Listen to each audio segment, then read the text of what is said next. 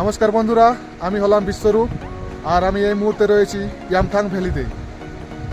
আমরা 0 পয়েন্ট যাওয়ার সময় কিন্তু হারাইনি, কারণ হাতে একটু সময় কম ছিল। আর এই হচ্ছে ইয়ামথাং ভ্যালি। প্রিন্স বনকেশ ভিডিওগ্রাফিতে ব্যস্ত। আর এই যে পাশ দিয়ে যে নদী বয়ে চলেছে, এই নদীর নাম হচ্ছে লাচুং, যা চুংথাংয়ে গিয়ে লাচেন নদীর সঙ্গে মিলিত হয়ে তিস্তা নাম ধরে সামনের দিকে প্রবাহিত হয়েছে।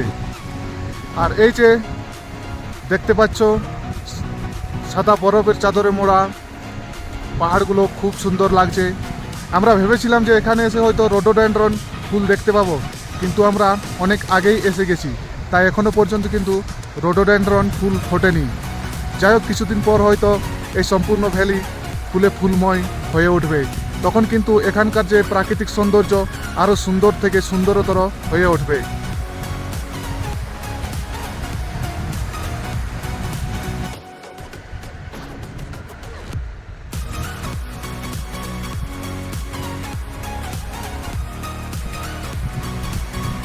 আমরা কালকে পারমিট করানোর পর লাচুংয়ের উদ্দেশ্যে রওনা দিই সকাল 10:15 নাগাদ। আমরা প্রথমেই সিদ্ধান্ত নিয়েছিলাম যে আমরা লাচুংয়ে স্টে না করে চুংথাংয়ে স্টে নেব, কারণ 2022 সালে যখন আমি এসেছিলাম তখন হোটেল প্রেমাতে আমরা থেকেছিলাম। কিন্তু এখানে আসার পর একটি হাসির ঘটনা ঘটে। হাসির ঘটনা বলতে বর্তমানে কিন্তু ওই হোটেল বন্ধ করে দেওয়া হয়েছে, তাই আমরা সন্ধ্যের সময় একটু অসুবিধাতে পড়ে যাই। পরবর্তী ক্ষেত্রে ওখানকার মানুষজনের সঙ্গে আমাদের কথাবার্তা হয়, ওনারা আমাদেরকে একটি হোমস্টের খবর দেন। তখন আমরা তিস্তা হোমস্টেতে রাত্রে থেকে যাই এবং সকালবেলা আমাদের জার্নি কিন্তু আবারও শুরু করে দিই। আর সকালবেলা জার্নি শুরু করার একটাই কারণ, আমরা চাইলে হয়তো সন্ধ্যের সময় লাচুংয়ে পৌঁছে যেতে পারতাম, কিন্তু চুংথাং থেকে লাচুং কিংবা 0 পয়েন্ট যাওয়ার যে সিনিক বিউটি তা কিন্তু সন্ধেবেলা কিন্তু আমরা অনেকখানি মিস করতাম, তাই এই সিদ্ধান্ত নিয়েছিলাম। যেহেতু এখন মার্চ মাস, এখনও পর্যন্ত এই উত্তরের এলাকাগুলোতে এখনও শীত কিন্তু সেভাবে বিদায় নেয়নি, তাই যেখানে সেখানে কিন্তু এখনও বরফ পড়ে রয়েছে। আর আমরা তো 0 পয়েন্টে গিয়েছিলাম, 0 পয়েন্টের শেষ পয়েন্ট কিন্তু আমরা যেতে পারিনি, কারণ ওদিকটা রাস্তা সম্পূর্ণরূপে ক্লোজ রয়েছে।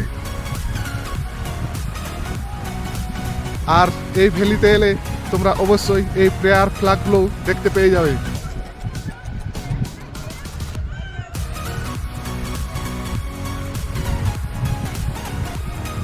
বন্যা বিধ্বস্ত সিকিম এখন অনেকখানি ঘুরে দাঁড়িয়েছে পর্যটনের দিক থেকে, কারণ এখানকার জীবিকার প্রধান মাধ্যম হচ্ছে পর্যটন শিল্প।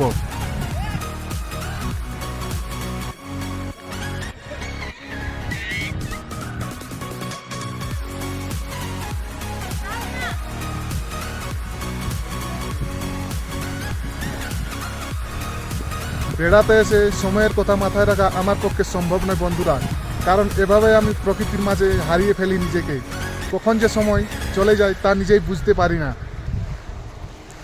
এ হচ্ছে আমার সামনের ভিউ। আর এই সমস্ত জায়গা এলে অবশ্যই আমার মতো তোমাদেরও অবস্থা হয়ে যাবে, এটি আমি গ্যারেন্টি সহকারে বলে দিলাম। যাই হোক বন্ধুরা, এখন ঘড়িতে বাজে মোটামুটি 2টোর কাছাকাছি। আরও কিছু জায়গা রয়েছে যেগুলো আমাদেরকে এখনও দেখতে হবে, কারণ এখনও তোমাদের সঙ্গে শেয়ার করাও বাকি রয়েছে। তো তাড়াতাড়ি এখান থেকে বেরিয়ে না পড়লে তোমাদের সঙ্গে হয়তো ওই সমস্ত জায়গাগুলো শেয়ার করতে পারবো না।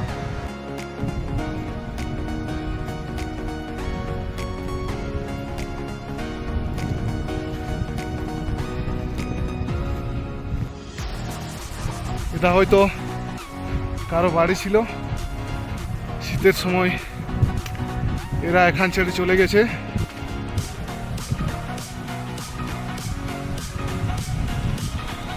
এখন এই অবস্থা রয়েছে।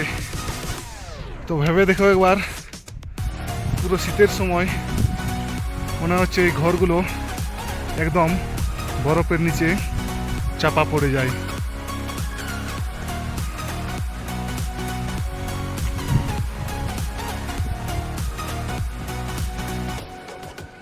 সূর্যের আলো পেয়ে এই বরফগুলো গলে পড়ছে।